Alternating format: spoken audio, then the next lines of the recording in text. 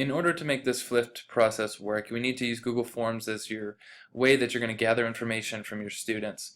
Now, I've provided you with this template that you can use to help create this process. And what I've done is we're gathering information about the student, about the parents, and we need their email addresses. That's very important through this process. And then the way that I have structured it is I want my students to share 3 assignments from this first quarter that they feel went really well, that they enjoyed, that they felt they did well on. Specifically electronic assignments. So they do the title of the assignment, they write a short summary of the assignment, and then they share the link of the assignment. So they do that for all 3 of those. And then the next piece that I have is that I want my students to have a progress statement and a goal statement that they'll be sharing with their parents.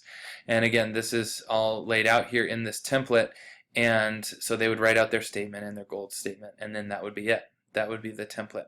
Now, it's important that you are very specific as to what you want your questions to be and make them concise, because as we get into creating the template for the letter, you need to remember these same question titles, or if you look at how the form is on the data sheet, it's these right here. These are going to be your tags that you're going to be using to share the information. So it's really important that you use simple, concise questions, but that still get the information that you want from that.